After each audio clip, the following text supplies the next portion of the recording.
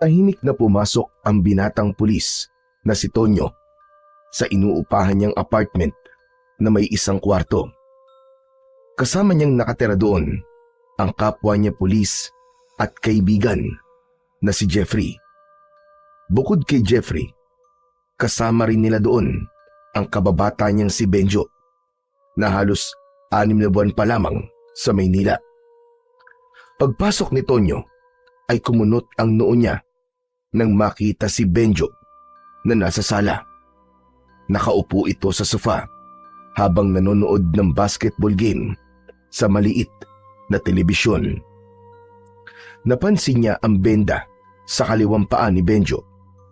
Umupo si Tonyo sa pang-isahang upuan sa tabi ng sofa. Uy, tol! Nakauwi ka na pala. Nagluto na pala ako ng ulam. Nagisa na lang ako ng corned beef.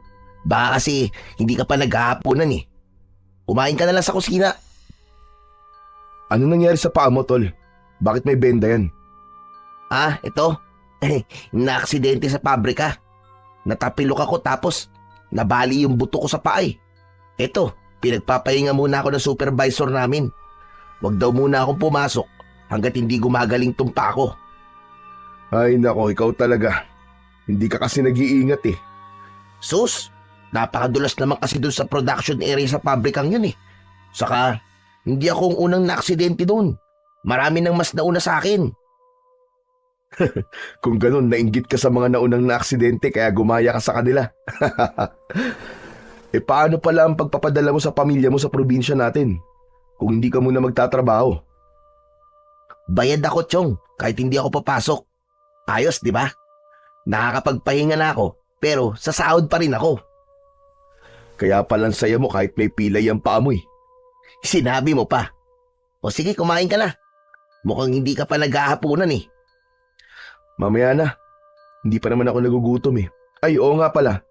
Si Jeffrey nasan? Naunang mag-out yun sa akin kanina eh. Ewan ko ba kung nasan siya. Pag uwi niya rito kanina biglang naligo. Tapos nag-impake ng mga damit niya. Tapos nung nasa banyo ako, saka siya umalis. Di ko na naitanong kung saan siya pupunta eh. Saan kaya pupuntang mokong na yun? Wala naman siyang sinabi sa akin na aalis siya ngayon ah. Sa dami ng dala niyang damit, paniguradong magtatagal yun bago bumalik. Nahulog sa malalim na pag-iisip si Tonyo. Inisip niya kung saan maaaring magpunta si Jeffrey. Simula nang maging pulis si Tonyo, ay naging magkaibigan at magkasundo kagad sila ni Jeffrey dahil hindi nagkakalayo ang kanilang edad. Si Jeffrey ang nagturo sa kanya sa mga pasikot-sikot sa syudad dahil mas nauna ito roon kesa sa kanya. Ito rin ang nakaisip na tumira sila sa iisang apartment. Malaki ang tiwala ni Tonyo kay Jeffrey dahil ilang beses na nitong napatunayan ang pagiging totoong kaibigan nito sa kanya. May pag-aalalang naramdaman si Tonyo habang iniisip niya kung saan nagpunta si Jeffrey. Oh, Chong, bigla kaya yatang tumahimik dyan. Iniisip ko kasi kung saan maaaring magpunta si Jeffrey. Ngayon lang kasi ito nangyari na bigla siyang umalis nang hindi nagsasabi kung saan siya pupunta. Imbis na nag-iisip ka dyan, bakit hindi mo na lang kaya siya tawagan? May cellphone ka naman, di ba? Hinugot ni Tonyo ang kanyang cellphone mula sa bulsa ng kanyang pantalon. Sinubukan niyang tawagan ang numero ni Jeffrey pero nakapatay ang cellphone nito. Ang ginawa niya ay nagpadala siya ng text message kay Jeffrey kung saan tinanong niya ito kung nasaan ito. Hindi ko siya makontak eh. Patay yata ang cellphone niya. Nako, hindi kaya kung ano nang nangyari kay Jeffrey.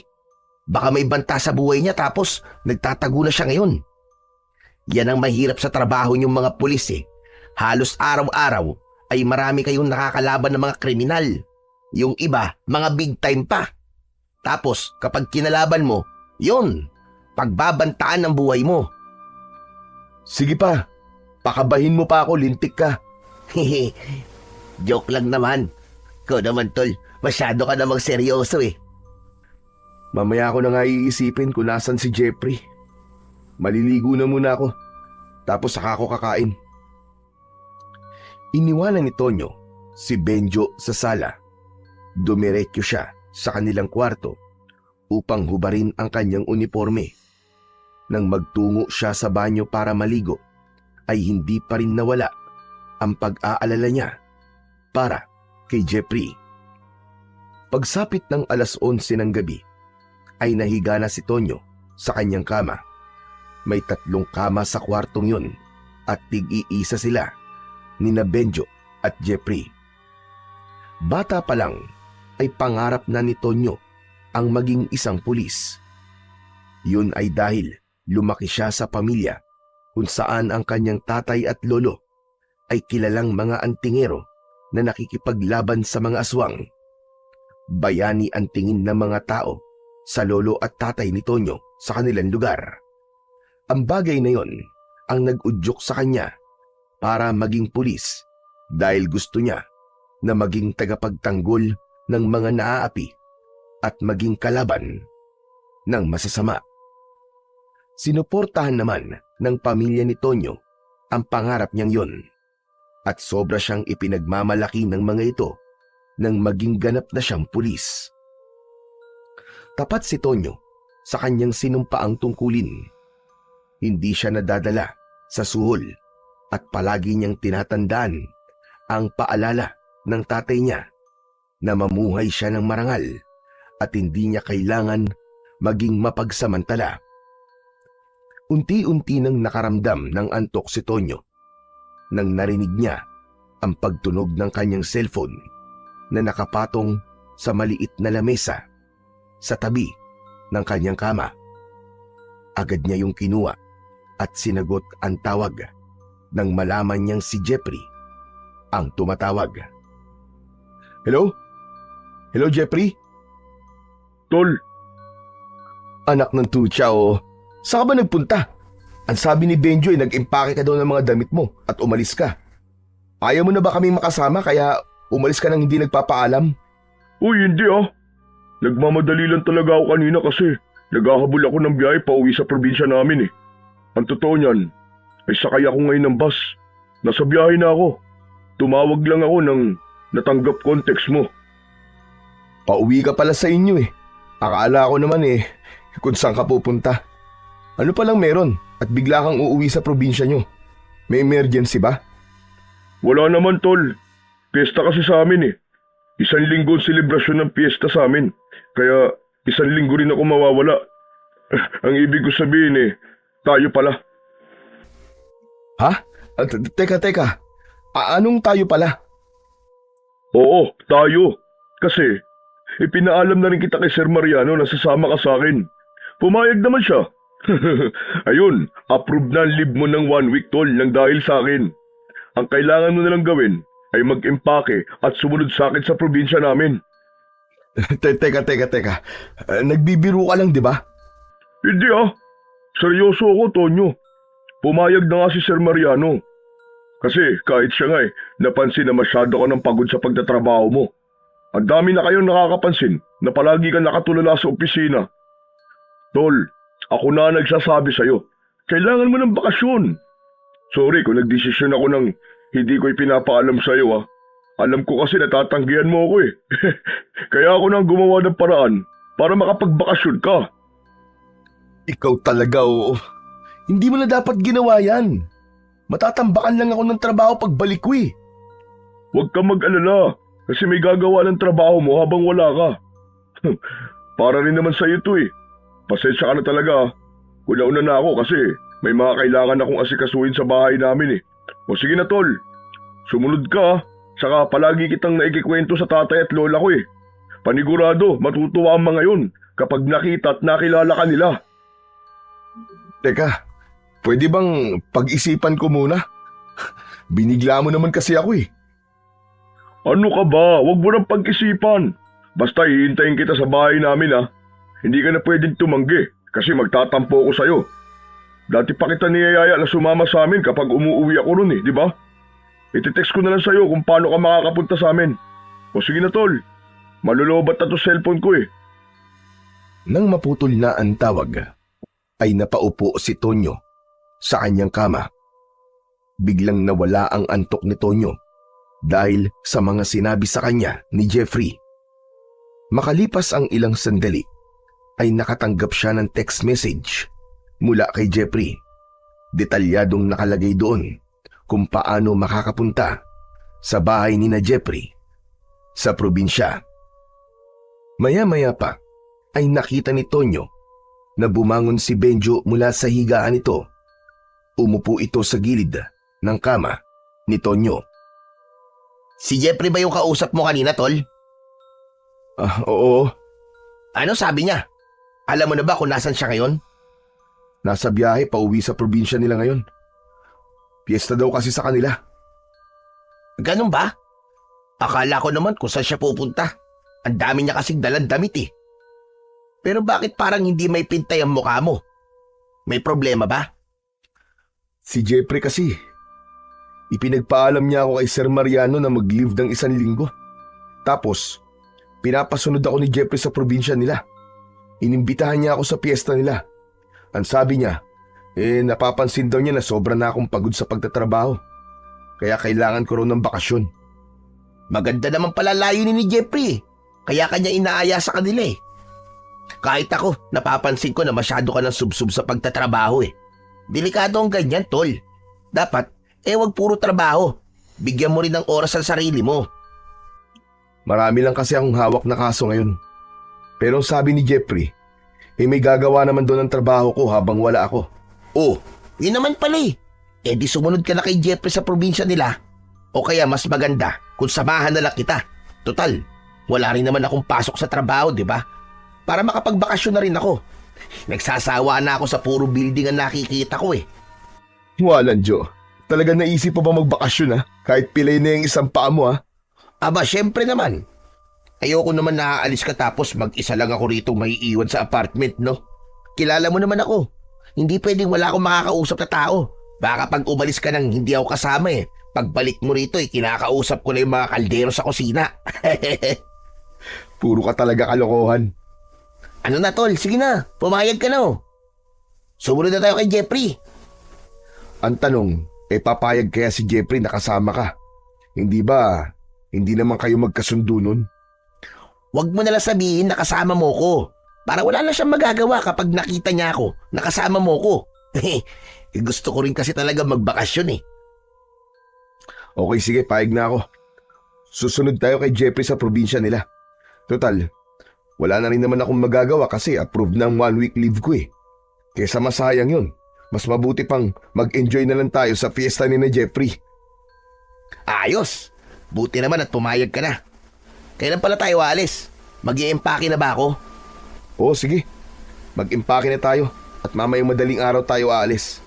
Ang sabi kasi ni Jeffrey sa text niya ay aabuti ng 10 oras ang biyahe papunta sa kanila. Kaya dapat maaga tayong umalis. Sige. Mag-i-empake na ako ngayon. Gisingin mo na lang ako mamaya kapag aalis na tayo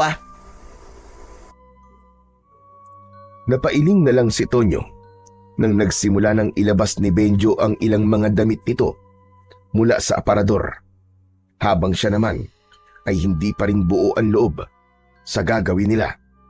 Para sa kanya ay mas gusto pa niya ang magtrabaho kesa magbakasyon. Pagsapit ng 4:00 ng madaling araw ay nagising si Tonyo sa malakas na pagtunog ng alarm ng kanyang cellphone. Bumangon siya at ginising niya ang kaibigan niyang si Benjo. Naunang nagtungo si Benjo sa banyo para maligo. Nang matapos ito, ay si Tonyo naman ang sunod na naligo. Makalipas ang ilang sandali, ay parehas na silang nagbibihis at nag-aayos ng kanilang sarili. Habang nagsasapatos si Benjo, ay binuksan ni Tonyo ang drawer at nakita niya roon ang kanyang baril. Hindi niya alam, pero tila may bumulong sa kanya na dalhin niya yun. Kinuha niya ang baril at ang lalagyan ng mga bala. Isinama niya yon sa kanyang bag. Humarap si Tonyo sa salamin para siguraduhin na maayos ang kanyang buhok. Matapos yun ay isinuot niya ang isang kwintas. Meron yung palawit na bilog na kulay puti. Hinawakan niya ang palawit ng kwintas at umusal siya ng isang dasal. Talagang hindi ka pwedeng umalis nang hindi suot yung kwintas na yan, ano? Hindi talaga pwede. Bigay pa to sa akin ng lolo ko eh. Ang tagal na natin magkaibigan pero hanggang ngayon, hindi ko pa rin alam kung para saan ang batong yan. Ang alam ko lang ay agimat yan kasi ang tingero ang tatay at lolo mo sa baryo natin eh. Kabal ang tawag sa agimat na to, Benjo. Kapag meron ka nito, hindi ka tatablan ng bala ng baril at ng kahit na anong matutulis na bagay. Wow! Ang astig naman pala niyan. Pero totoo ba ang kapangyarihan niyang kabal? Oo naman. Ilang beses na akong iniligtas nito sa tuwing may engkwentro kami. Ilang beses na akong tinamaan ng bala pero parang himala na hindi yun tumagos sa balat ko. Ibinigay ito ni Lolo sa akin kasi alam niya ang trabaho ko bilang isang pulis. Alam niya na malaki ang maitutulong nitong kabal sa akin. Sa bagay, hindi na dapat ako magduda sa kapangyarihan ng agimat mo kasi talaga namang napakagaling na ang tingero ng tatay at lolo mo eh. Sayang nga lang at hindi ka sumunod sa yapak nila. Ayos lang yun. Naiintindihan naman nila kung bakit mas ginusto kong maging pulis eh. Saka halos parehas lang naman ang ginagawa namin. Parehas namin pinoprotektahan ng mga tao. Pero mamaya na tayo mag-usap at magmadali na tayo. Dapat makahabol tayo sa first trip ng bus. Sa biyahe na lang din tayo kumain ng almusal. Ipinagpatuloy na ni Tonyo at Benjo ang kanilang pag-aayos sa sarili. Hindi nagtagal ay magkasama na silang lumabas ng kanilang apartment. Sakto na may dumaan na tricycle kaya sumakay na sila roon at nagpahatid sa bus station. Pagdating sa bus station ay sumakay sila sa bus na ang biyahe ay papunta sa probinsya ni Jeffrey. Nang mapuno na ng mga pasahero ang bus, ay umandar na yon. Hindi nagtagal ay nakatulog si Tonyo dahil ang totoo ay inaantok pa siya ng oras na yon. Makalipas ang ilang oras ay biglang nagising si Tonyo. Isang malakas na sigaw ang kumawala sa bibig niya kaya napatingin ang lahat ng pasahero sa kanya. Pasensya na po kayo. Nananaginip lang po ako. Napapahiyang napayuko si Tonyo. Grabe ka, tol. Iskandaloso ka pala. Kasalanan ko ba kung nanaginip ako ng hindi maganda? Ano ba kasi napanaginipan mo at napasigaw ka? Hinahabol daw ako ng napakaraming aswang. Tapos nung maabutan nila ako, ay pinagtulungan nila akong patayin. Uy, nakakatakot naman panaginip yan. Pero panaginip lang naman yun eh. Hindi naman yun totoo. Dahil ang totoo, mag-e-enjoy tayo ng gusto sa pupuntahan natin.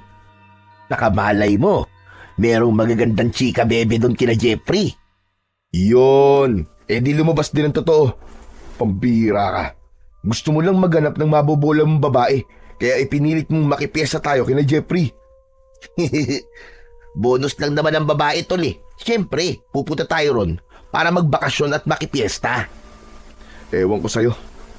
Pero sa totoo lang, parang iba ang pakiramdam ko sa bakasyon na to eh. Parang may masamang mangyayari na hindi ko alam.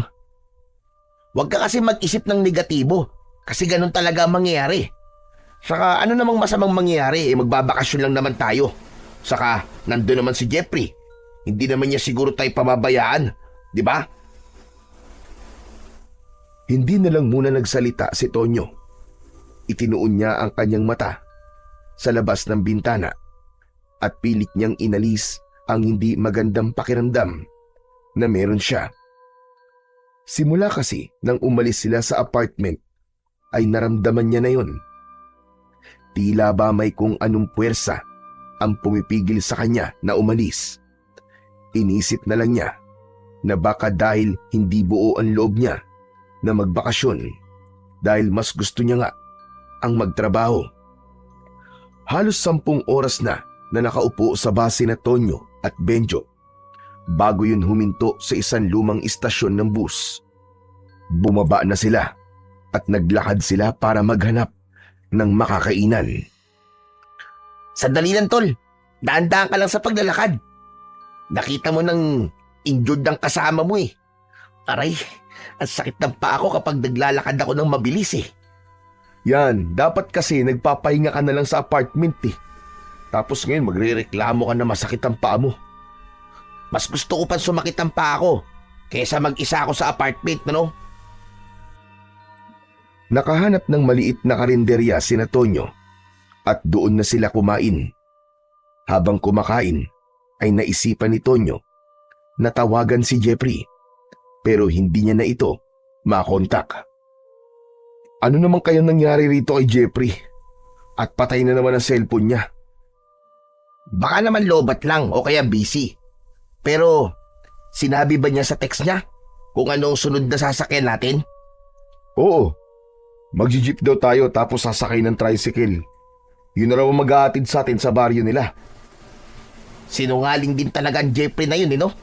Akala ko ba sabi niya 10 oras ang biyahe papunta sa kanila. Yung pala, 10 oras sa bus. Tapos, may sasakyan pa. Anak ng weteng, oo. Napakalayo naman ng baryo nila. Nasa dulo na ba yun ng Pilipinas? Hayaan mo na nga, Benjo. Saka teka lang, ikaw naman ang pumilit sa akin na sumunod kay Jeffrey, di ba? Tapos ngayon nagre-reklamo ka. Natawa na lang si Benjo sa sinabi ni Tonyo. Nang matapos na silang kumain, ay sumakay na sila ng jeep. Halos kalahating oras ang naging biyahe nila. Pagkababa nila ng jeep, ay sa tricycle naman sila sumakay. Habang sakay ng tricycle, ay napansin nila na paunti na ng paunti ang mga kabayan na kanilang nakikita sa daan. Matapos ang halos 1 oras, ay huminto na ang tricycle sa tapat ng isang arko na gawa sa kawayan. Sinabi ni Tonyo sa driver na baka pwede sila nitong ihatid sa mismong bahay na pupuntahan nila. Pero tumanggi ang driver at anito ay magbayad na lang sila para makaalis na ito. Wala nang nagawa si Tonyo kundi ang magbayad ng pamasahe. Pagkababa nila ng tricycle ay kapansin-pansin ang pagmamadali ng tricycle driver na umalis. Grabe, ang sama naman ng ugali ng tricycle driver na yun. Hindi man lang tayo inatid sa mismong bahay ni Jeffrey. Hayaan mo na. Baka ayaw niya lang maabutan ng dilim. Nakita mo naman liblib ng lugar na to eh. Matatagalan bago siya makabalik sa bayan. Saka okay na rin to para makapaglakad-lakad tayo. Kanina pa tayo nakaupo eh. Sa bagay, may punto ka naman. Medyo sumasakit ng ang puwet ko kasi 10 oras ba naman tayo nakaupo sa bus kanina eh. Nang sandaling yon, ay muling sinubukan ni Tonyo na tawagan si Jeffrey para mas maging madali ang pagpunta nila sa bahay nito. Pero hindi pa rin niya ito makontak. Wala na siyang nagawa kundi ang muling basahin ang huling text message na ipinadala sa kanya ni Jeffrey. Ano tol? Hindi pa ba tayo maglalakad? Teka, sandali. Binabasa ko pa tong huling text ni Jeffrey. Hindi pa rin kasi siya sumasagot sa tawag ko eh. Magpapasundo na lang sana tayo sa kanya dito. Ano ba kasing nakalagay sa text niya? Ano sabi? Ang sabi niya, ang bahay daw nila ay meron 2 puno ng mangga sa unahan. Tapos, may bakod daw na gawa sa kawayan. Anak nang, mukhang lahat ng bahay dito sa baryong to. May 2 puno ng mangga sa harapan tapos kawayan yung bakod eh. Anak ng weteng, oo. Pinagluloko tayo ng kaibigan mong yan ah. Kaya mainit ang dugo ko dyan eh. Kakaltukan ko yan pag nakita ko, tignan mo. Ang mabuti pa, isimulan na natin ang paghahanap sa bahay ni Jeffrey. Saka, magtanong-tanong na lang din tayo sa mga taong makikita natin. Pero, magpapaalala lang ako sa iyo Nasa teritoryo tayo ni Jeffrey, Benjo. Tigilan mo muna ang pangiinis sa kanya ha. Hindi ko may papangako pero susubukan ko. At wala akong pakialam kahit nasa teritoryo niya tayo. Wow! Ang tapang mo naman. Ikaw na lang dapat ang nagpulis imbis na ako eh. Nagtawanan ang dalawa. Hindi nagtagal ay nagsimula na silang maglakad papasok sa mismong baryo ni na Jeffrey. Kapansin-pansin na napakatahimik ng lugar na yon. Nang isang matandang babae ang nakita nila, ay agad nilang itinanong dito kung saan ang bahay ni Jeffrey at itinuro naman yun sa kanila ng matanda. Matapos magpasalamat ay nagpatuloy na sa paglalakad ang dalawa. Tol, parang nakakatakot naman ang mga tao sa baryong to. Tignan mo, pinagtitinginan tayo ng mga tao. Tapos yung matandang babae kanina na napagtanungan natin, parang may itinatago. Hindi siya makatingin ng diretso sa atin, tol. Alisin mo na nga yung pagiging judgmental mo. Saka hindi ba ikaw ang nagsabi sa akin na wag akong mag-isip ng negatibo, tapos ikaw naman pala nag-iisip ng hindi maganda? Saka normal na pagtinginan tayo ng mga tao kasi bago tayo sa paningin nila, dayo tayo dito. Sa'yo nang napapansin ko sa lugar na to eh. Anong magagawa ko? Tumahimik ka na lang at baka mamaya may makarinig pa sa'yo. Mamaya kuyugin tayo dito eh. Sa kabila ng pagsaway ni Tonyo kay Benjo, ay aminado siya na totoo ang mga sinabi nito. Kapansin-pansin ang pailalim na tingin ng mga tao sa kanila. Hindi yun ang uri ng tingin na nakakita ang mga yon ng bagong muka. Kakaiba ang tingin ng mga tao sa kanila at hindi kayang ipaliwanag ni Tonyo kung ano ang ibig sabihin ng mga tingin na yon. Hindi nagtagal ay narating na nila ang harapan ng bahay na itinuro sa kanila ng matandang babae. Meron yung bakod na gawa nga sa kawayan at naroon din ang dalawang malalaking puno ng mangga.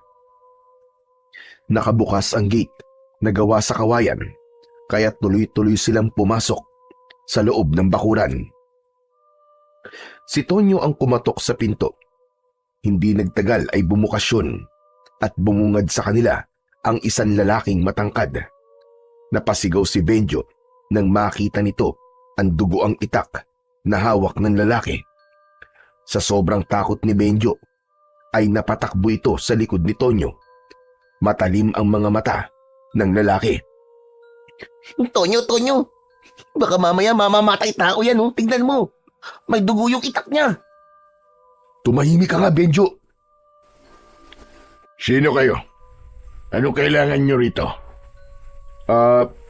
Magandang hapon po. Ako po si Tonyo. At ito pong kasama ko naman si Benjo. Mga kaibigan po kami ni Jeffrey. Galing pa po kami sa Maynila. Jeffrey? Aba, teka lang. Jeffrey, may mga bisita ka. Sila na yata yung sinasabi mong bisita natin sa piyesta. Umalis ang lalaki sa harapan ni na Tonyo. Hindi nagtagal ay si Jeffrey na ang humarap sa kanila. Biglang nawala ang ngiti ni Jeffrey nang makita nito si Benjo. Anong ginagawa niyan dito, Tonyo? Hindi ba ikaw lang ang pinapunta ko rito? Wala rin kasi siyang pasok sa trabaho niya ng ilang araw dahil pilay ang paa niya. Kawawa naman kung iiwan kong mag-isa sa apartment Baka masiraan pa ng ulo yan dun Kung ayaw mo ako nandito, pwede naman na akong umalis na. Hindi yung nagsasalita ka dyan na parang wala ako dito. Direkta mong sabihin at itanong sa akin kung bakit ako kasama ni Tonyo. Bakit nga ba hindi ka nalang bumalik sa Maynila? Teka. Pwede bang wag na kayo mag-away? Jeffrey, pasensya ka na kung isinama ko rito si Benjo nang hindi nagsasabi sa'yo. Naawa nga ako sa kanya kung iiwan ko siya na mag-isa sa apartment. Tapos may injury pa siya Ano pa nga ba magagawa ko kasama mo na yan. Hoy Benjo, joke lang yung pinapaalis na kita. Baka naman isipin mo na masama ang ugali ko. Pasok na pala muna kayo, sige na. Nilakihan ni Jeffrey ang pagkakabukas ng pinto at saka pumasok sina Tonyo at Benjo sa bahay nito. Naupo sila sa mahabang upuan na gawa sa kawayan. Malawak ang bahay ni Jeffrey. Gawa ang dingding sa malalapad na tabla at ang bubong ay pawid. Mula sa sala ay nakita ni Tonyo ang lalaking nagbukas ng pinto sa kanila. Nasa kusina ayon habang nagtatadtad ng karne ng baboy.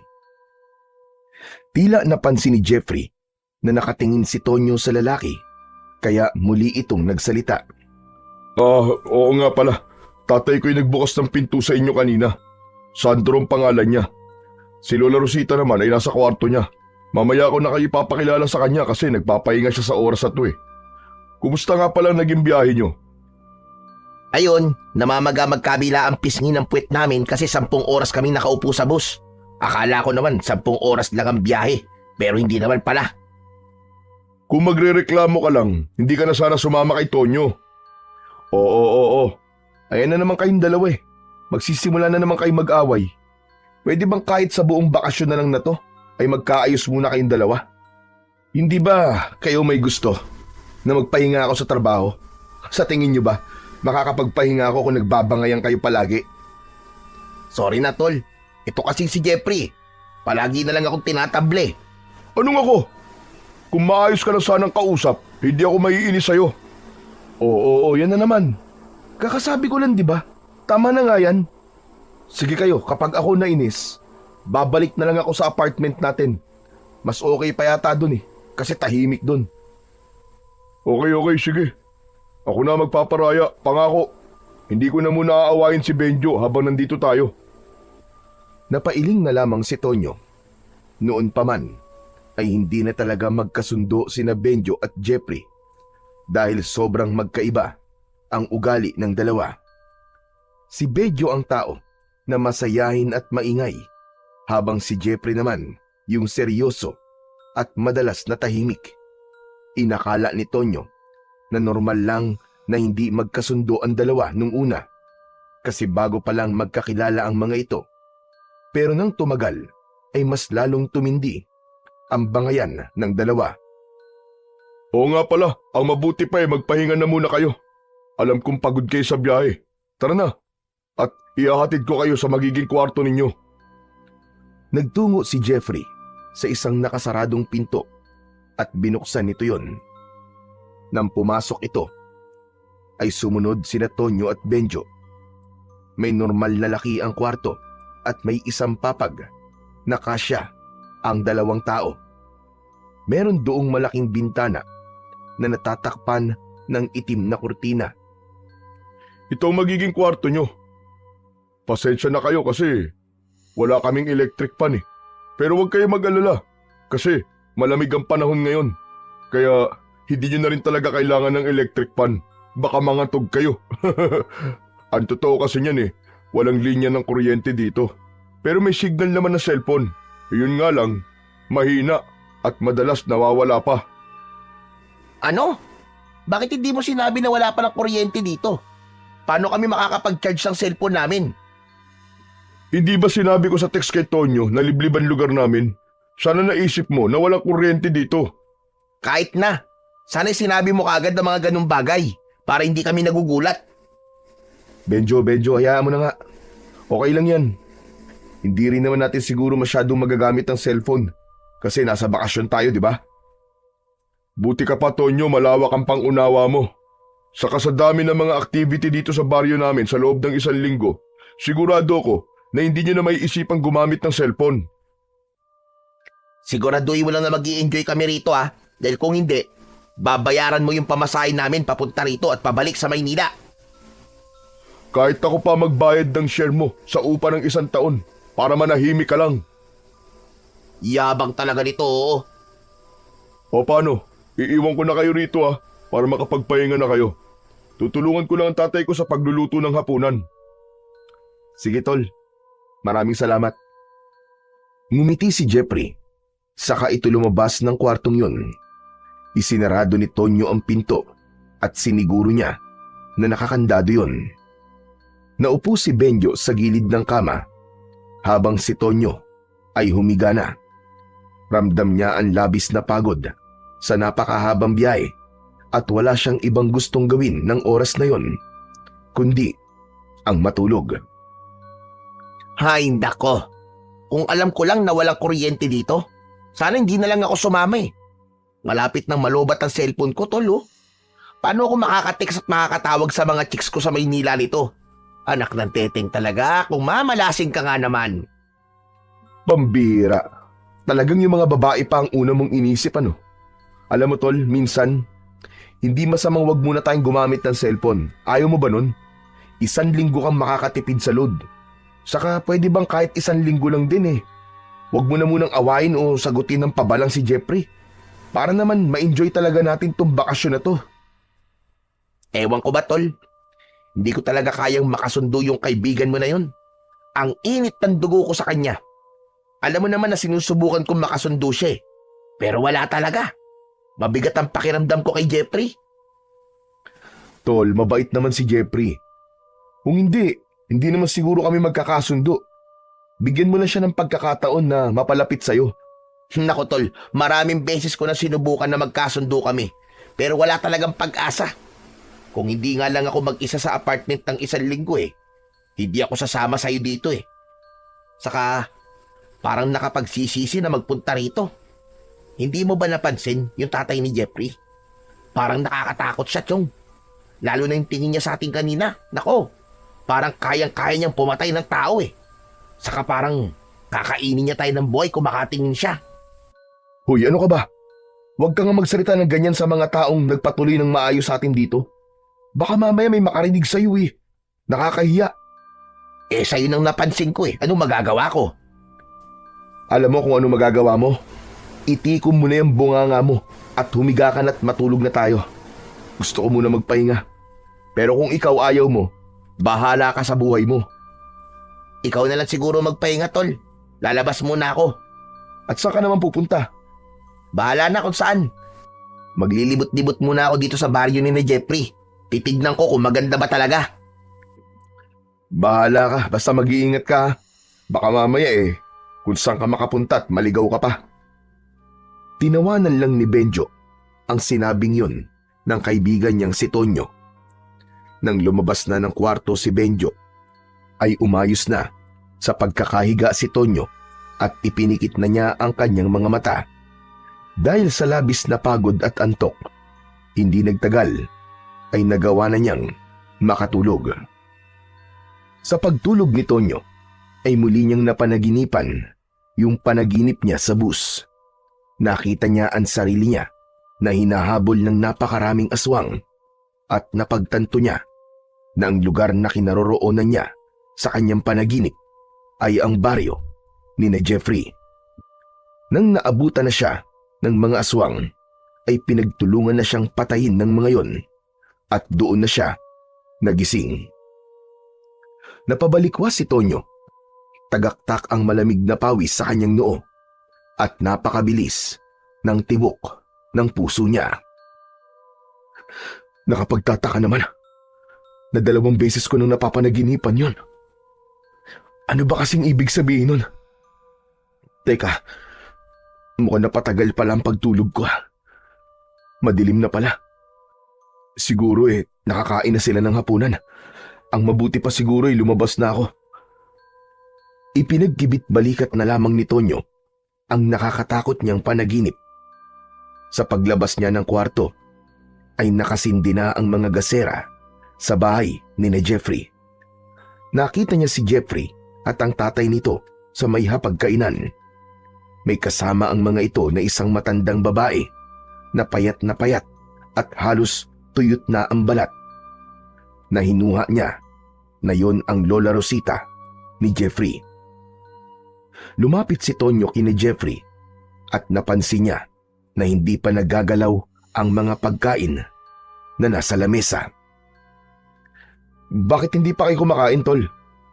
Hinihintay ka kasi namin na magising. Sanay kasi kami na kapag may bisita ay kasabay namin kumakain. Para sa amin kasi, kabastusan kung kakain kami nang hindi kayo kasama. Naku, pasensya na. Napahaba ang tulog ko Nakakahiya. Pinaghintay ko pa kayo. Ayos lang. Naiintindihan namin na pagod ka sa biyahe, kaya normal na maging mahaba ang pagtulog mo. Pero sa mga susunod na oras ng pagkain, umaasa kami na hindi mo na kami paghihintayin. Hindi alam ni Tonyo, pero napansin niya na masyadong seryoso ang pagsasalita ni Jeffrey. habang ang tatay at lola nito ay pailalim kong makatingin. Hindi diretsyong nakatingin ang mga ito sa kanya, pero ramdam niya ang bigat ng titig ng mga ito sa kanya. Pasensya ka na talaga, Tol, ha? Hayaan niyo po sa susunod ay hindi na ito mauulit. Oo nga pala, si Benjo. Nasaan siya? Ang sabi niya ilalabas siya eh. Hindi pa ba siya bumabalik? Hindi pa. Aba, nasaan na kaya ang mokong na yun? Hindi kaya naligaw na yun? Ay nako, sinabihan ko na siya kanina na huwag siyang umalis eh. Kasi hindi niya kabisado ang lugar na to. Hindi na namin maaaring hintayin na dumating si Benjo. Kailangan ng kumain ni Lola dahil malapit na ang oras ng pag-inom niya ng kanyang gamot. Sa ngayon, hahayaan namin na ikaw na lang munang makakasabay namin sa pagkain. Sige na, Tonyo, maupo ka na. Okay, sige. May pag-aalinlangan na umupo si Tonyo.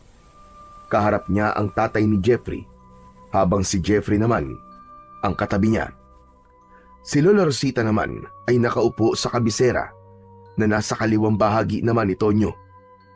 Nais sana niyang hanapin muna si Benjo, pero nahiya na siyang gawin yon, lalo na't kailangan na talagang kumain ng lola ni Jeffrey. Sinabawang karne ng baboy ang ulam na nakahain. Habang kumakain si Tonyo ay napansin niya na halos walang lasa ang sabaw. Napakatabang nun na parabang kahit isang butil ng asin ay hindi yun nilagyan. Tila napansin ni Jeffrey na hindi nasasarapan si Tonyo sa kinakain niya, kaya nagtanong ito.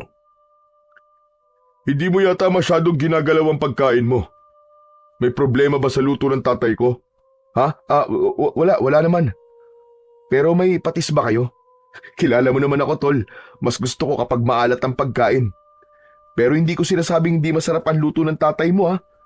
Masarap siya sa totoo lang, saka napakalambot ng karne. Sadyang mahilig lang talaga ako sa maalat. Walang asin o patis o kung ano pang pampalasa sa bahay na to. Hindi kami gumagamit ng ganon. Dahil ang mga yon ay nagpapaikli ng aming buhay at masama sa kalusugan. Ang alat sa aming mga pagkain ay nakukuha namin sa natural na alat na meron ng karne o gulay na aming niluluto. Ganun po ba? Sige po, wala pong problema. Pero masarap po talaga ang luto nyo, Mang Sandro. May pag-aalinlangang ngumiti si Tonyo kay Mang Sandro at sa kanya ipinagpatuloy ang kanyang pagkain. Tiniis na lang niya na walang lasa ang kanyang kinakain hanggang sa naubos na niya ang nasa kanyang pinggan. Maya-maya pa ay napatingin si Tonyo kay Lola Rosita.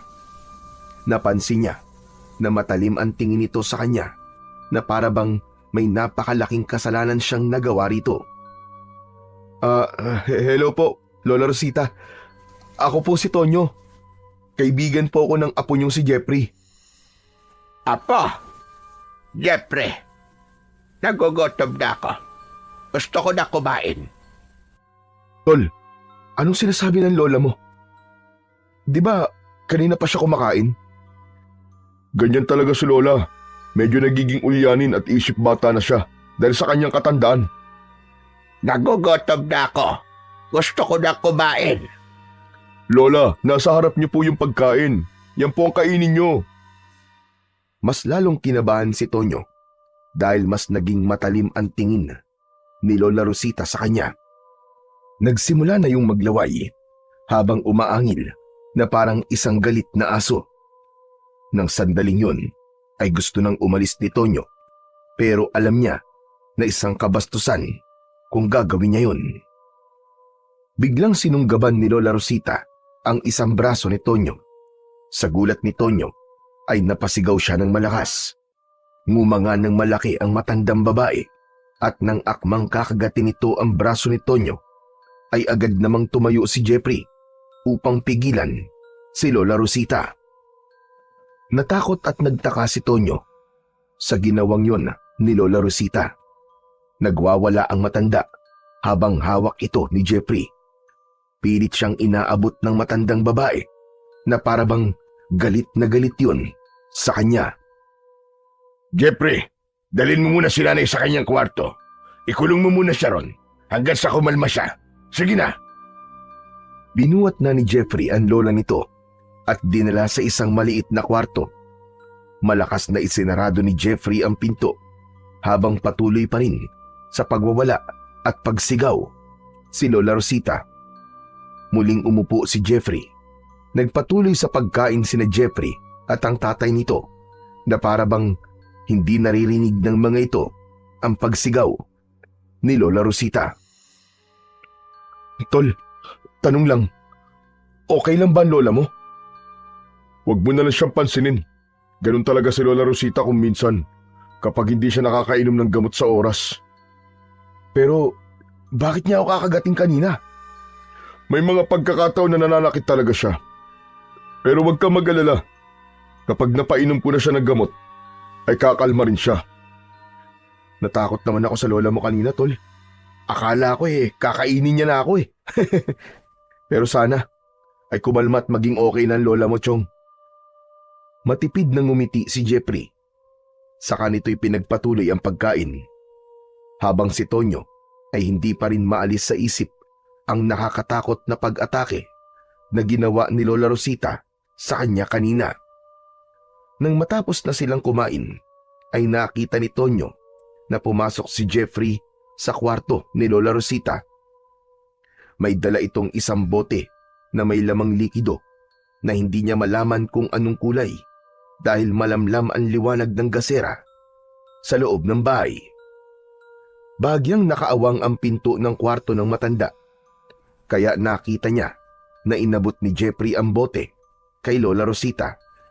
Agad naman yung kinuha ng matanda at tila uhaw na uhaw nitong ininom ang laman ng bote.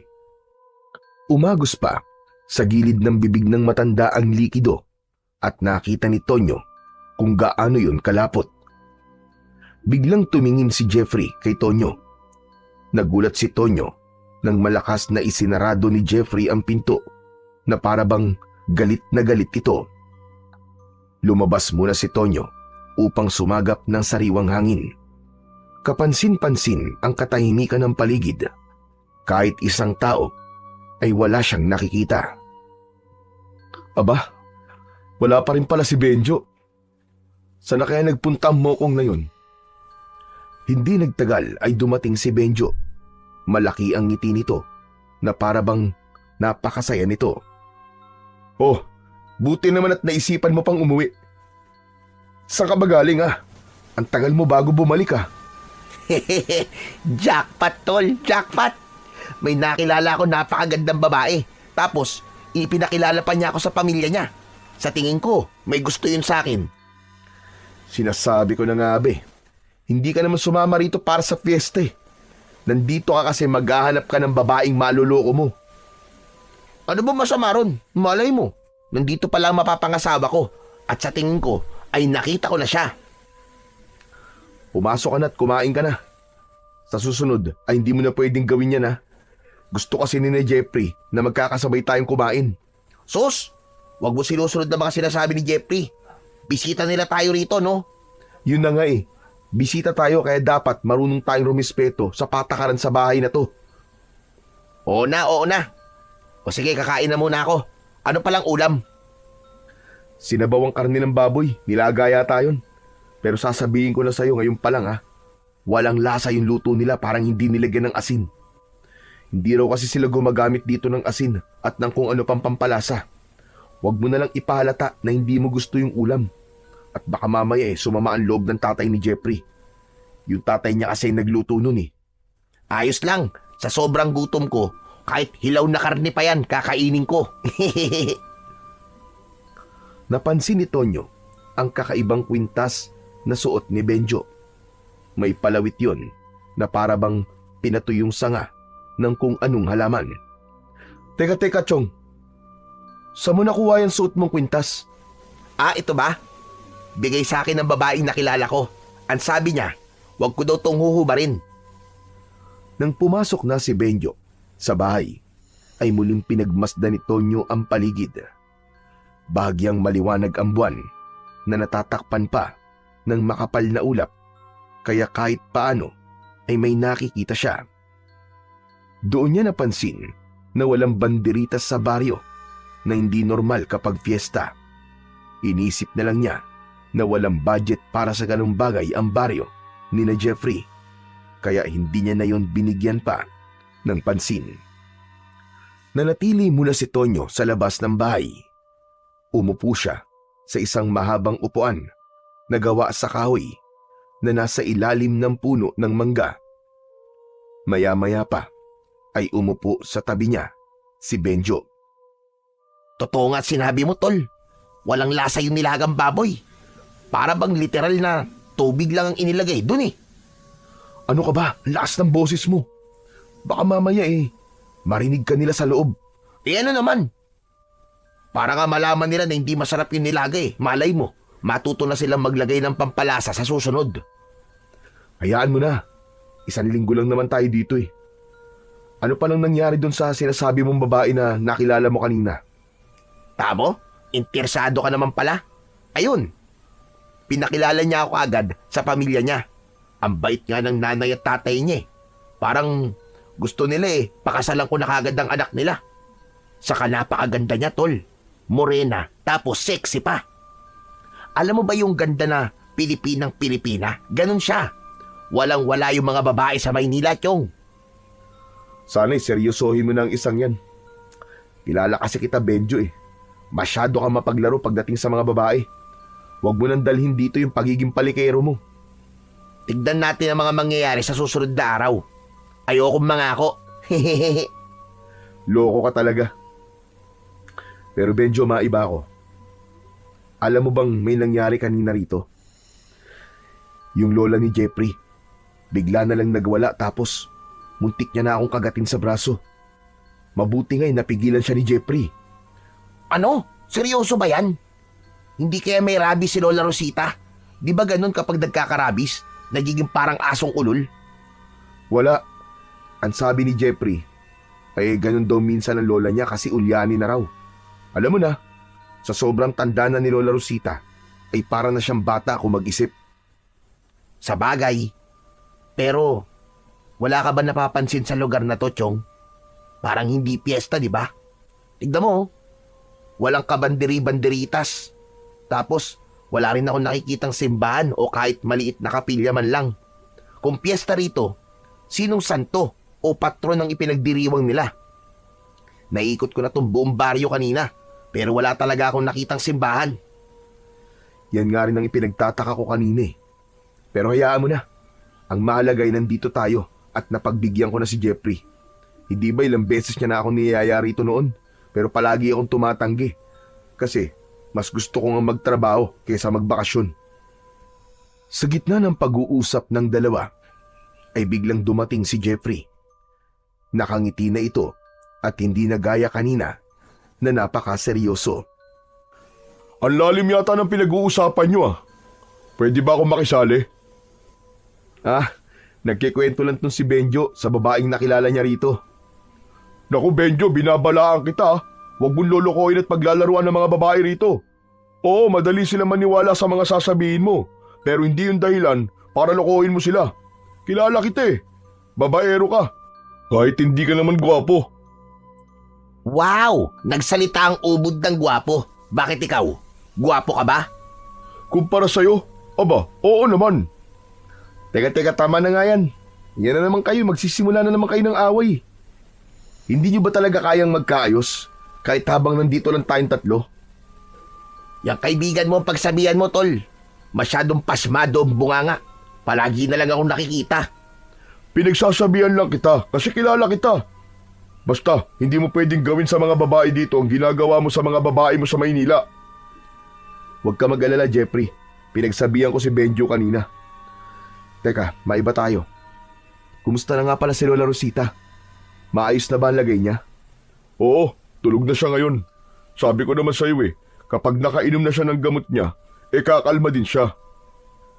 Yung gamot ba na sinasabi mo yung nakalagay sa bote na ibinigay mo sa kanya? Oo, yun nga. Gawa yun sa iba't ibang uri ng mga halamang gamot na pinakuluan ng matagal. Kaya pala sobrang lapot nun kasi pinakuluan ng matagal.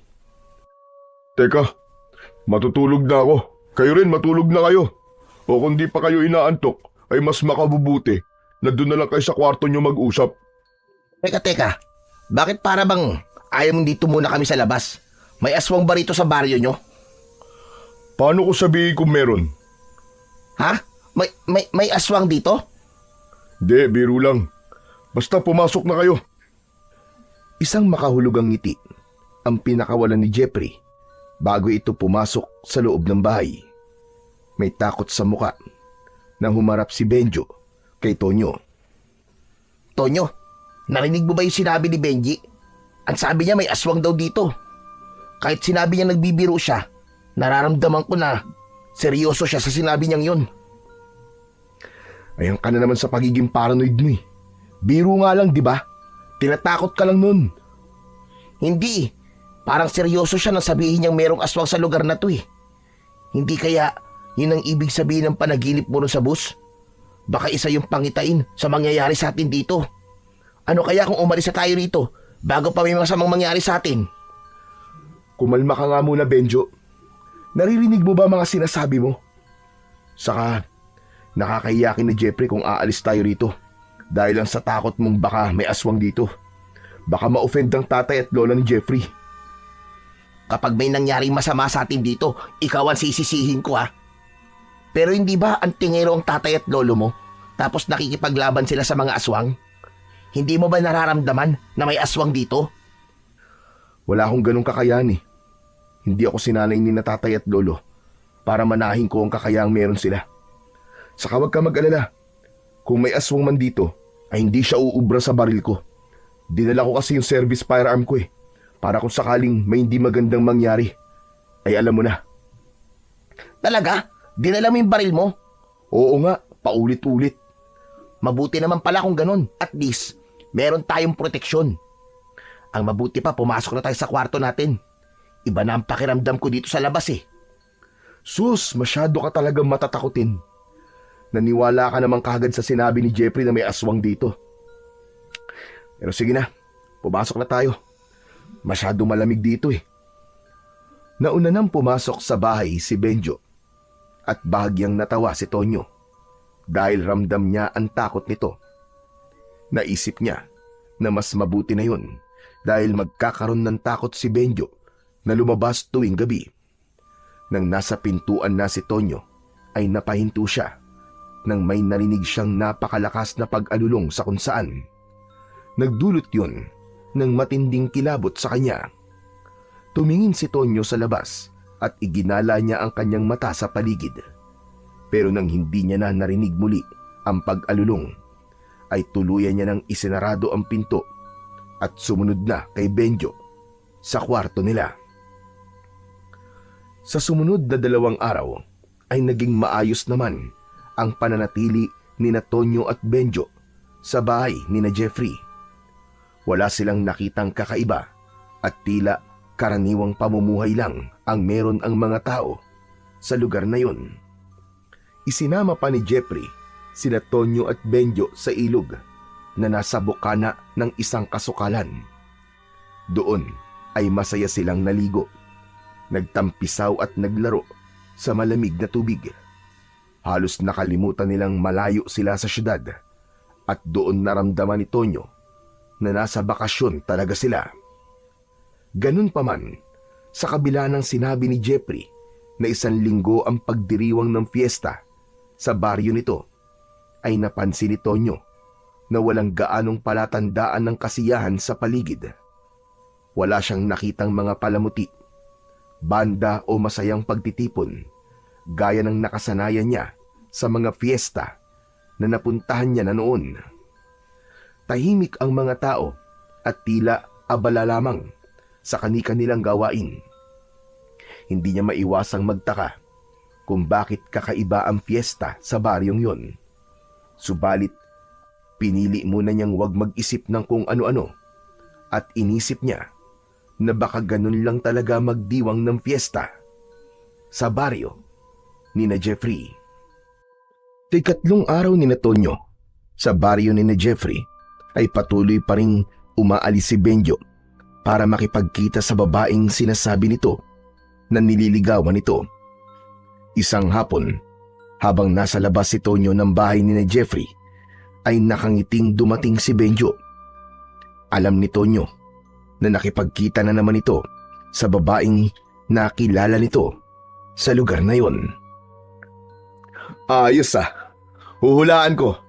Kaya napakalaki ng ngiti mo kasi nakipagkita ka na naman dun sa babaeng yun, no? Hehehe, ano pa nga ba?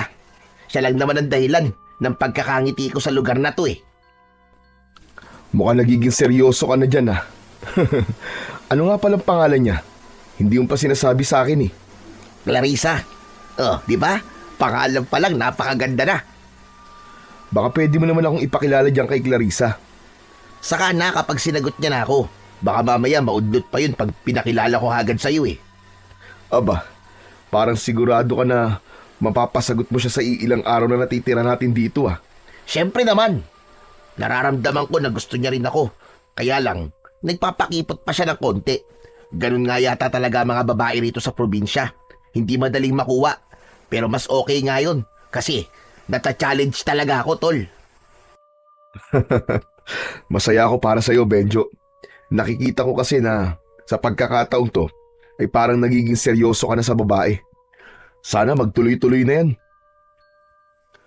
Totoo ang kasiyahan na nararamdaman ni Tonyo para kay Benjo. Noon pa man ay kilala niya na si Benjo na hindi marunong magseryoso sa mga babae. Hindi man ito kagwapuhan ay malakas talaga ang dating nito sa mga babae at nadadala rin ng pagiging masayahin ito. Kaya hindi mahirap na magustuhan ito.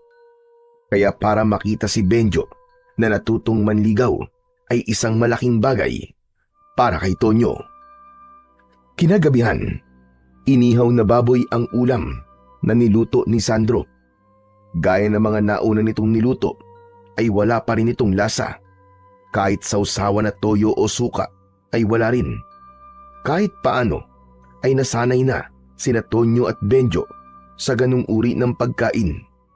Inisip na lang ni Tonyo na ilang araw na lang naman ang ilalagi nila sa lugar na yon at pagbalik nila sa syudad ay makakakain na sila ng mga pagkain na may lasa at gusto nila. Nabasag ang katahimikan nila nang magsalita si Benjo. May itatanong lang po ako. Akala ko ba'y isang linggo ang selebrasyon ng piyesta dito sa inyo? Bakit hindi namin nakikita ni Tonyo ang selebrasyon na yon? Parang normal na araw lang. May tagtuyot kasing nangyari rito noong nakaraang buwan. Sabi ni tatay, syempre, walang ani ang mga tao kapag ganun. Kapag walang ani, walang pera. Pero huwag kayo mag-alala. Kasi sa huling araw ng piyesta, ay doon kami maghahanda. Ayun. Sana naman may lasa na ang mga ihahanda nyo. Benjo, ano ba yung sinasabi mo? Biro lang. Joker po ako, Mansandro. Kaya wag niyo po sanang seryosohin ng ibang sinasabi ko. Masarap naman po itong mga luto nyo eh. Hindi nagsalita si Mang Sandro. Nakatingin lang ito ng pailalim kay Benjo. Habang si Tonyo naman ay hiyang-hiya para sa kanyang kaibigan. Alam niya na kahit sinabi nito na nagbibiro lamang ito, ay iba pa rin ang dating nun para sa pamilya ni Jeffrey. Lalo na kay Mang Sandro na siyang palaging nagluluto. Pagsapit ng oras ng pagtulog ay magkatabi ng nahiga sina Tonyo at Benjo sa papag. Hindi nagtagal ay narinig na ni Tonyo ang mahinang paghilik ni Benjo. Hindi maintindihan ni Tonyo kung bakit sa gabing yon ay hindi niya magawang makatulog. Mabigat na ang talukap ng kanyang mga mata, pero tila may kung anong puwersa ang pumipigil sa kanya na pumikit. Halos ilang oras na simula nang humiga si Tonyo, pero gising pa rin siya. Nang tignan niya ang oras sa suot niyang relo, ay nalaman niya na 12:00 na ng hating gabi.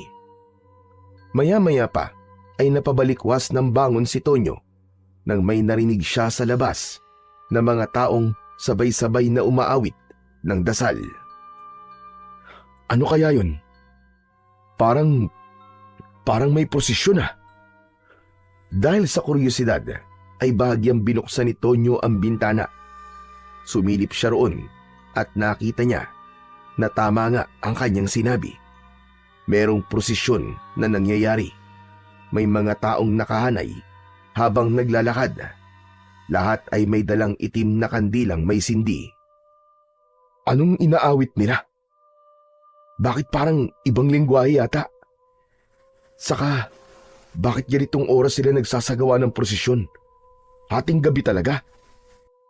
Habang lihim na pinapanood ni Tonyo ang mga nagpuprosesyon, ay nagtaasan ang balahibo sa kanyang braso.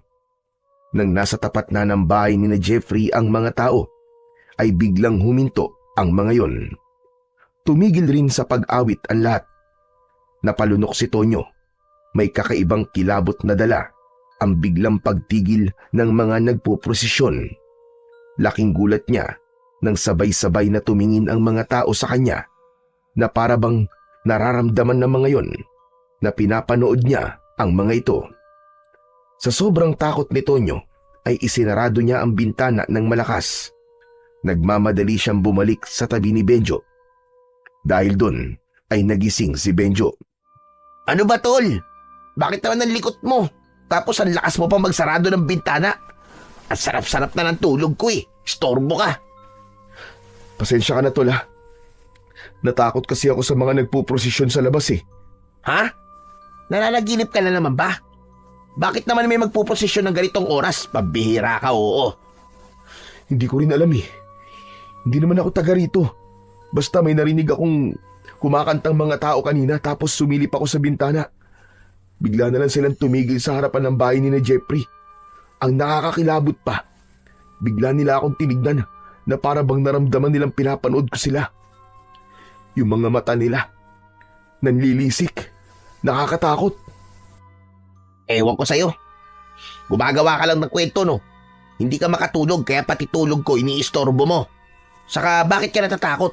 Akala ko ba'y pulis ka?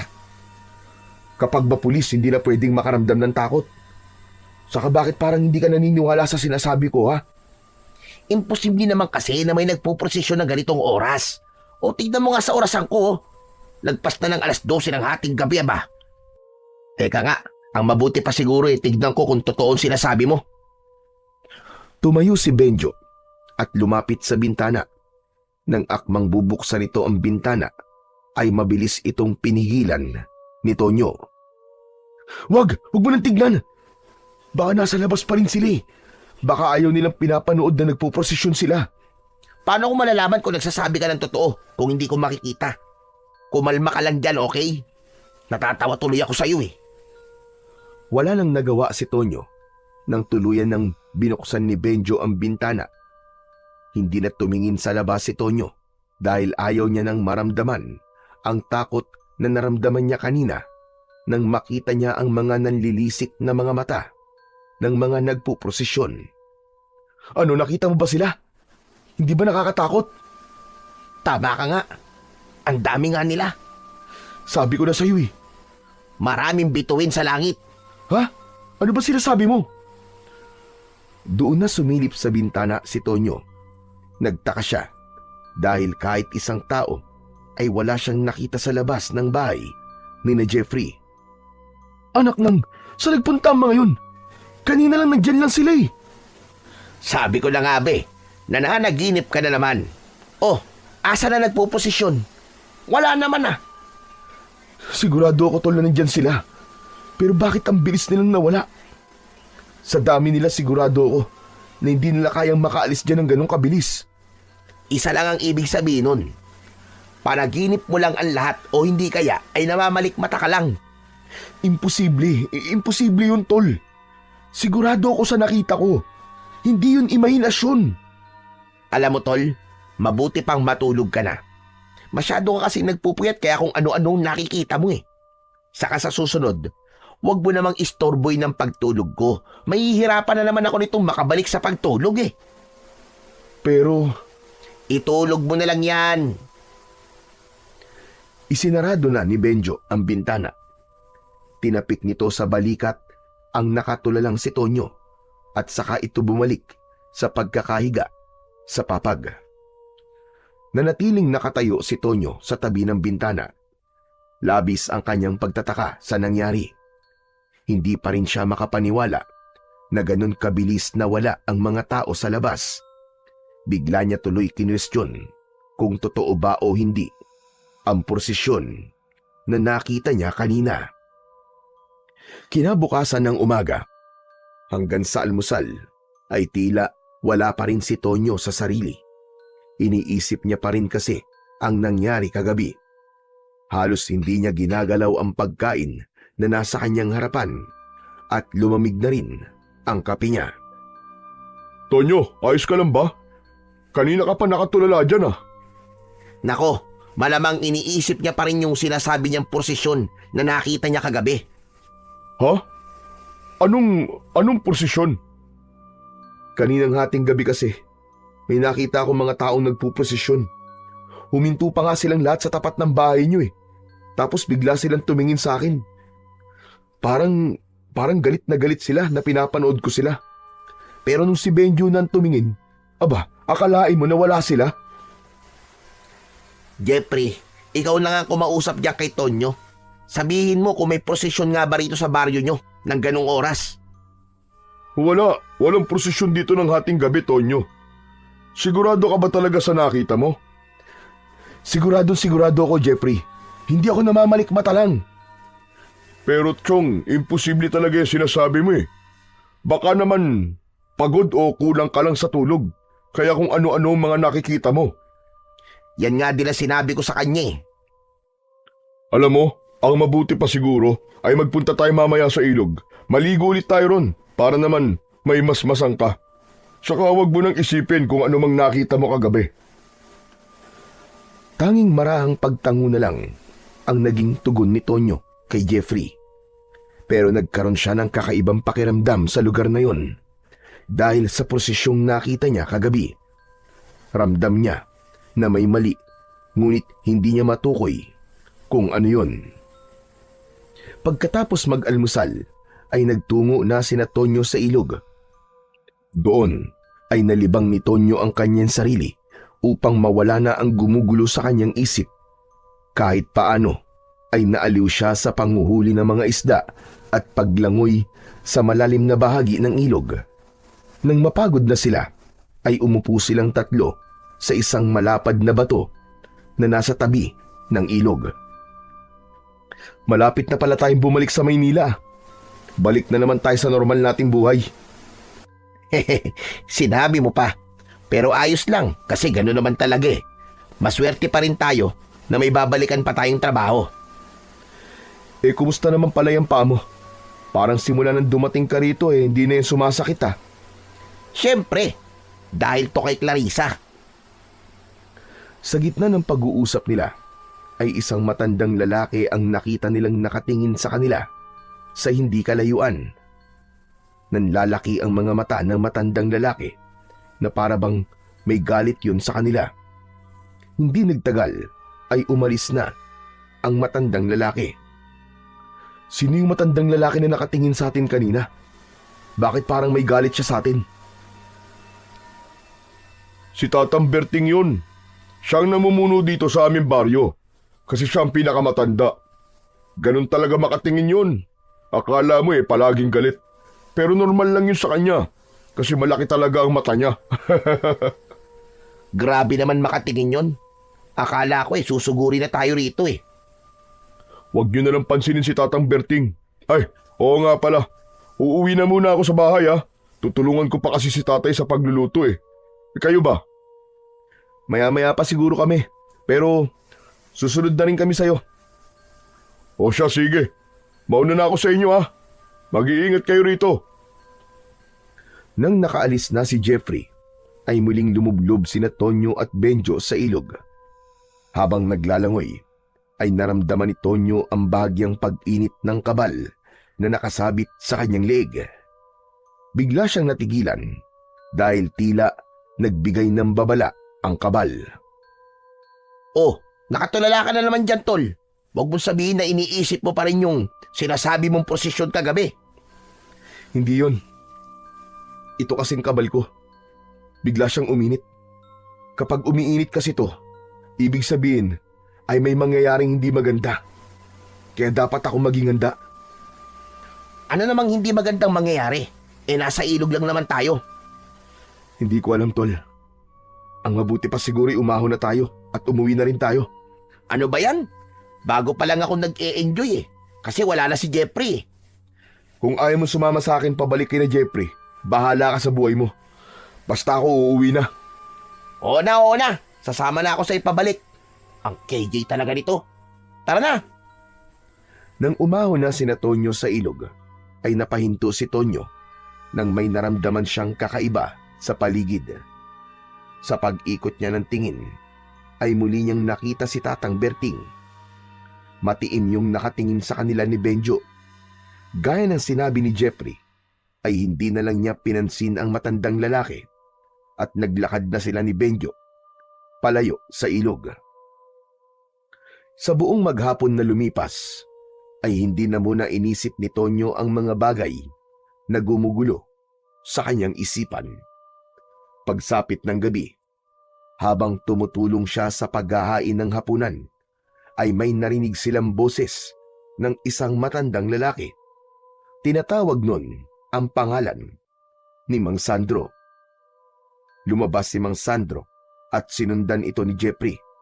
Sumunod na rin sina Tonyo at Benjo sa paglabas at naiwan si Lola Rosita sa kusina.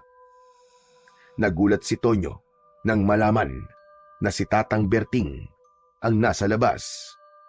Biglang tumingin ang matandang lalaki kina Tonyo at Benjo. May bisita ka pala, Sandro. Dalawa pa. Bakit hindi mo sinabi sa akin ang bagay na ito? Paumanin, Tatang Berting. Ang anak ko kasi ay nagpapunta sa kanila rito. Galing sila sa syudad. Kahit na. Alam mo ang patakaran dito sa ating baryo. Total 2 ang iyong bisita. Ay ibigay mo sa akin ang isa. Mawalang galang na po, pero mga bisita ko po sila. Kaya dito po sila sa bahay namin nararapat. Hayaan nyo na lang po kami na mag-istima sa kanila. Hindi po ba ilang taon na kaming walang bisita rito tuwing piyesta. Kaya sana ay pagbigyan nyo muna kami sa pagkakataong ito. Hindi muna nagsalita si Tatang Berting na parabang nag-iisip ito habang sina Tonyo at Benjo ay nagtatakang nagkatinginan dahil pareho nilang hindi naiintindihan kung bakit kailangan ibigay ni na Jeffrey ang isa sa kanila ni Benjo kay Tatang Berting. Sige, pumapayag ako. Ngunit sa susunod na piyesta, ay dapat mabahagian mo rin kami, Jeffrey.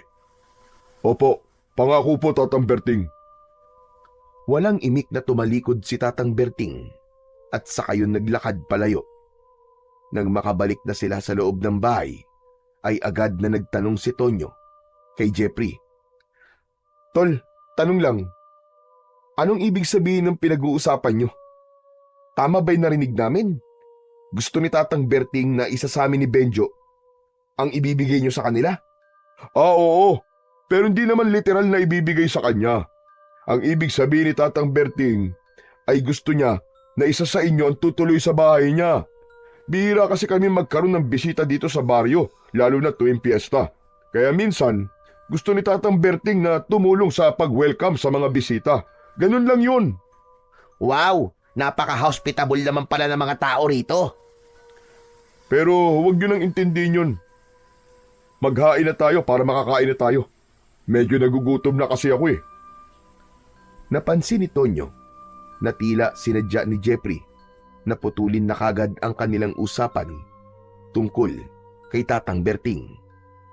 Dahil doon ay naramdaman niya na tila may hindi sinasabi si Jeffrey sa kanila ni Benjo.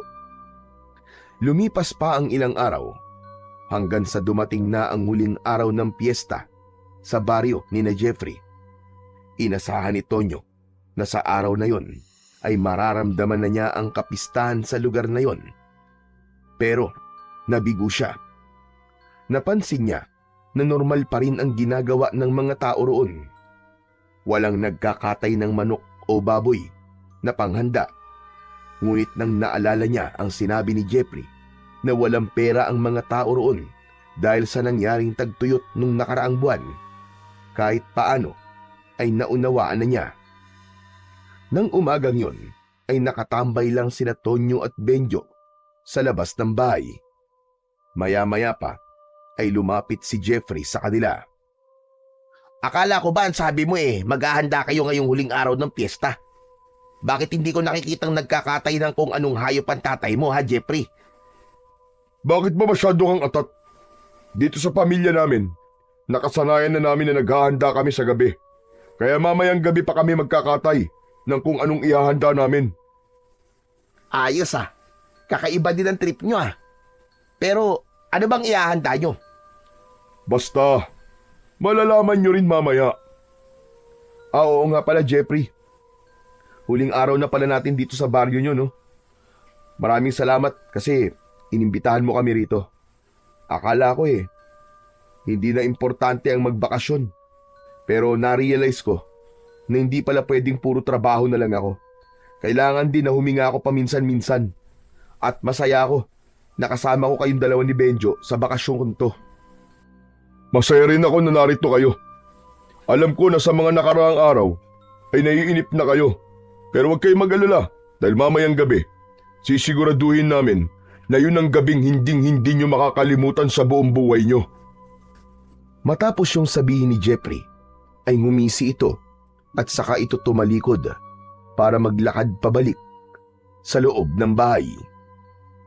Naguguluhang nagkatingi na naman ang magkaibigang Tonyo at Benjo. Pero walang nagsalita sa kanilang dalawa. May kakaiba na namang naramdaman si Tonyo kay Jeffrey. Napaisip din siya kung ano ang mangyayari mamayang gabi para masabi ni Jeffrey na ang gabing yon ay hinding-hindi nila malilimutan. Habang unti-unting kumakalat ang dilim sa paligid, ay hinintay ni Tonyo na makitang may kakatayin na baboy o manok sina Jeffrey. Pero hindi yun nangyari. Habang nasa kwarto si Tonyo, ay pumasok doon si Benjo. Tol, aalis pala muna ako Pupunta ako sa bahay ni na Clarissa. Bakit? Ano namang gagawin mo ron? Inimbita kasi ako ni Clarissa Ang sabi niya, doon na raw ako maghapunan sa kanila. Baka gusto mo sumama para may pakilala na kita sa kanya. Wag na. Ang pangit naman kung dalawa tayong aalis. Gabi ng huling araw ng fiesta dito Saka hindi ba sabi ni Jeffrey, maghahanda sila? Ay, oo nga pala. Di ako na lang ang pupunta. Pero babalik din ako rito. Basta tiran niyo ako ng handa Ikaw ang siba mo talaga. Kakain ka na nga kina Clarissa tapos kakain ka pa rito.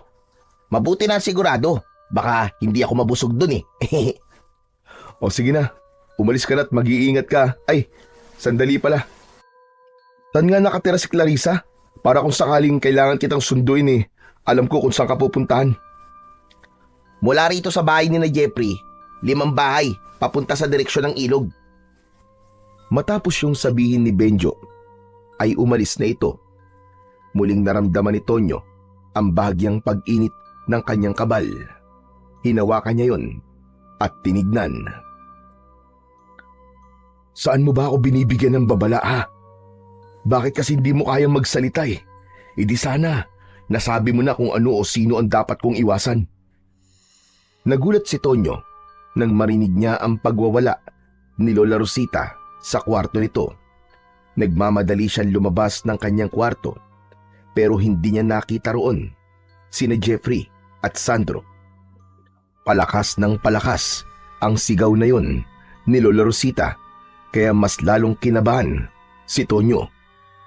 Hanggang sa naalala niya ang gamot na pinapainom dito ni Jeffrey sa tuwing nagwawala ang matandang babae. Tumakbo siya sa kusina at hinanap niya ang mga bote ng gamot. Nakita niya ang mga nakatagong bote sa ilalim ng batalan. Natatakpan yun ng marurumi at lumang damit. Kumuha siya ng isang bote pero sa hindi sinasadyang pangyayari ay natalisod siya. Nabitiwan ni Tonyo ang bote at nang bumagsak yun sa sahig ay nabasag yun. Kumalat ang malapot na likido sa sahig. Napatingin si Tonyo sa likido. Yumukod siya at hinawakan niya ang likido gamit ang kanyang kamay. Inamoy niya yun at nagimbal siya. nang malaman kung ano ang likido. Anak ng putya! Dugo to ah! Hindi ako pwedeng magkamali. Dugo talaga to. Dahil sa nalamang yun, ay labis na naguluhan si Tonyo kung bakit dugo ang pinapainom na gamot ni na Jeffrey kay Lola Rosita. Habang patuloy ang pagwawala ng matanda sa kwarto nito, ay bumalik naman si Tonyo sa kwarto nila ni Benjo. Kinuha niya ang kanyang baril at ang mga bala. Bumalik siya sa harapan ng pinto ng kwarto ni Lola Rosita. Sana naman ay mali ang hinala ko. Sana ay hindi aswang o kung anong nilalang si Lola Rosita. Sana nagkakamali lang ako. Binuksan ni Tonyo ang pinto ng kwarto ng matandang babae. Nang hilakbot siya, nang makita si Lola Rosita na nasa anyong aswang. Matutulis ang mga kuko at ngipin ng matanda. Namumula ang mga mata nito at napakaputla ng balat. Nang sumugod ang aswang kay Tonyo, ay agad niya itong pinaputukan ng baril. Tumama ang bala sa noo ng aswang na agad nitong ikinamatay. Nanlalaki ang mga mata ni Tonyo. Hindi siya makapaniwala na isang ang aswang, si Lola Rosita. Nagulat na lang siya nang biglang pumasok ng bahay si Jeffrey at nagtaka ito nang makitang may hawak siyang baril. Lalapit sana si Jeffrey kay Tonyo pero agad na itinutok ni Tonyo ang baril sa kaibigan. Hanggang diyan ka na lang! Huwag kang lalapit! Babarilin talaga kita! Tol, ako to! Ano ba nangyayari sa'yo? Alam ko ng aswang ang lola mo, hayop ka! At malamang aswang ka rin at ang tatay mo. Kaya mo ba ako inimbita rito? Ay para ako ang gawin yung handa? Ha? Kami ni Benjo? Siguro nga'y wala ng dahilan para maglihim ako sa'yo. Tama ka, Tonyo. Aswang nga kami ng aking pamilya. At pinapunta kita rito para maging handa sa aming kapistahan. Inaamin ko rin na kinaibigan lang kita para madala ka rito. Walang hiya kang demonyo ka. Niloko mo ako. Akala ko pa naman ay totoo kitang kaibigan. Hayop ka. Demonyo ka. Anong magagawa ko? Tradisyon na namin na sa tuwing pista ay kailangan meron kaming maihanda na tao. Nagkataon lang na ikaw ang magiging handa namin sa gabing ito. Sa tingin mo ba ay papayag ako na gawin niyo akong handa? Aalis ako rito at isasama ko si Benjo. Hindi niyo kami mapapatay. Hindi na kayo makakaalis ng buhay sa lugar na ito dahil lahat ng inaakala niyong mga tao rito ay mga aswang. Baryo ito ng mga aswang, Tonyo. Lahat kami rito ay aswang. Kaya kung ako sa'yo, huwag mo nang tangkain na lumaban dahil wala kayong laban ni Benjo sa dami namin. Sa isang kisap mata ay nag-anyong aswang si Jeffrey. Susugurin sana nito si Tonyo pero napahinto ito nang tumapat ito sa nakabukas na pinto ng kwarto ni Lola Rosita. Alam ni Tonyo na nakita na ni Jeffrey ang walang buhay na katawan ni Lola Rosita. Hayop ka! Anong ginawa mo sa lola ko? Anong ginawa mo sa kanya? Bakit mo siya pinatay? Dahil kung di ko siya pinatay, ako ang papatay niya! Walang hiya ka! Hindi kita mapapatawad! Papatayin din kita! Galit na sumugod si Jeffrey kay Tonyo. Pinaputukan niya ito ng baril, pero mabilis itong nakaiwas. Sinunggaban siya ni Jeffrey at natumba siya sa sahig habang nasa ibabaw niya ito. Ngumanga ng malaki ang aswang na si Jeffrey at akmang kakagatin ito sa leeg si Tonyo pero tila may kung anong puwersa ang pumigil dito. Hanggang sa napansin ni Tonyo na nakatitig si Jeffrey sa kanyang kabal na nakakwintas sa kanyang leeg. Ramdam na ramdam niya ang takot nito habang nakatingin sa kanyang agimat. Sinamantala naman ni Tonyo ang pagkakataong yun. Alam niya na kung hindi siya kikilos para ipagtanggol ang kanyang sarili, ay siya naman ang papatayin ni Jeffrey. Itinutok niya sa bunganga ng aswang ang baril at pinaputok niya yun. Sabog ang ulo ni Jeffrey. Wala ng buhay na bumagsak ang katawan ng aswang sa ibabaw ni Tonyo. Umalis na si Tonyo sa ibabaw ng katawan ng aswang na si Jeffrey. Saka siya tumayo at tinignan nito. Masakit para sa akin na gawin yan sa'yo, Jeffrey. Pero patawarin mo ko dahil alam ko na ako ang mamamatay kung hindi kita papatayin. Sayang talaga. Sinayang mo ang pagkakaibigan natin. Tatakbo na sana si Tonyo palabas ng bahay nang biglang humarang sa pinto si Mang Sandro na nasaan yung aswang. Nang makita nito ang bangkay ng anak na si Jeffrey, ay galit na galit itong sumugod. Agad namang itinutok ni Tonyo ang baril sa aswang na si Mang Sandro. Isang putok ng baril ang pinakawalan niya. Tumama ang bala sa balikat ng aswang. Sa pangalawang pagkalabit niya ng gatilyo ay nanlamig siya dahil wala na pala yung bala. Nagmamadaling kinuha ni Tonyo ang mga bala sa kanyang bulsa. Pero paghugot niya sa mga yon ay nalaglag lahat ng bala sa sahig dahil sa kanyang pagmamadali. Upulutin na sana niya yon pero nagawa na siyang sunggaban ni Mang Sandro. Bumaon ang matutulis nitong mga ngipin at kuko sa kanyang balikat at tagiliran. Malakas na napasigaw sa sakit si Tonyo. Hindi pa rin siya nawalan ng pag-asa. Kinapa niya ang mga balang nakakalat sa sahig at nang makakuha siya ng isa, ay inilagay niya kagad yun sa magasin ng kanyang baril at walang pagdadalawang isip na pinaputukan niya ang aswang sa sentido.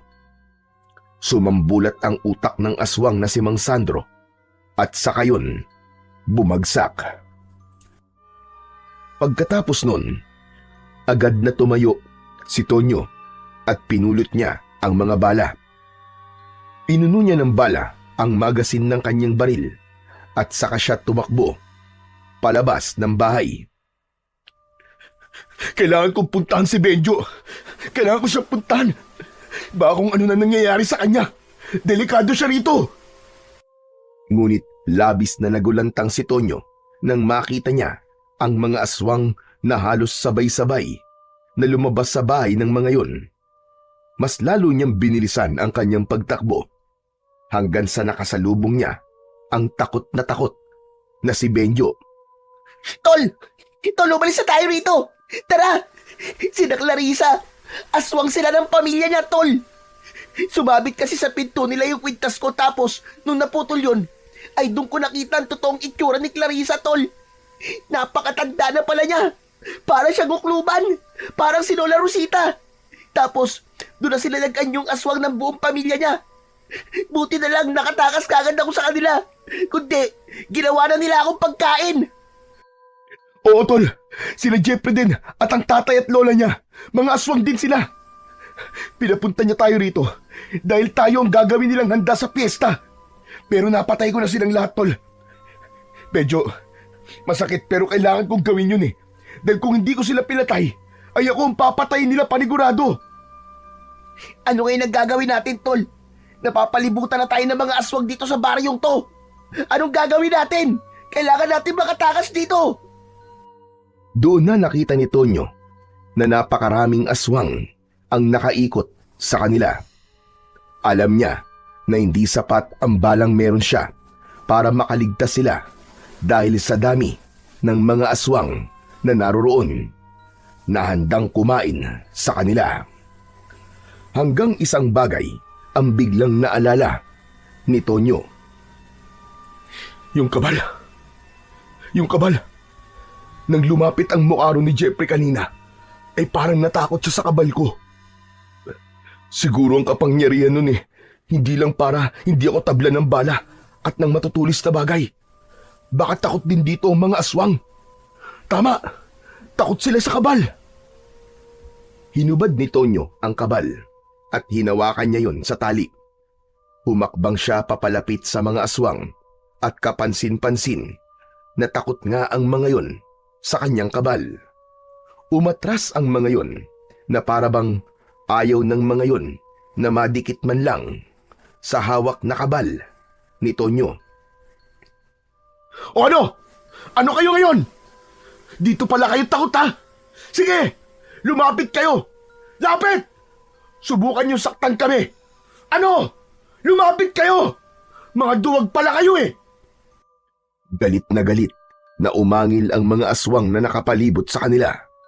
Pero hindi makalapit ang mga yon dahil sa agimat o kabal ni Tonyo. Nagpatuloy sa paglalakad si Tonyo habang hawak-hawak ang kabal. Si Benjo naman ay nakasunod lang sa kanya. Sa tuwing may magtatangkang aswang na umatake sa kanila, ay ihaharap lang ni Tonyo ang kabal rito at parang nasasaktan na umaatras ang mga aswang. Nang nakarating na sina Tonyo at Benjo sa may arko palabas ng baryo na yon, ay tila sumuko na ang mga aswang at hindi na sila sinundan ng mga yon. Doon na nagmamadaling tumakbo ang magkaibigan at walang ibang nasa isip nila kundi ang makalayo sa baryo ng mga aswang. Ligtas na nakabalik sa Maynila ang magkaibigang Tonyo at Benjo. Ngunit nanatiling sariwa sa kanilang isipan ang bangungot na naranasan nila sa baryo ng mga aswang. Pinili nilang manahimik at hindi nila ikinuwento sa iba ang mga nangyari dahil alam nilang walang maniniwala sa kanila.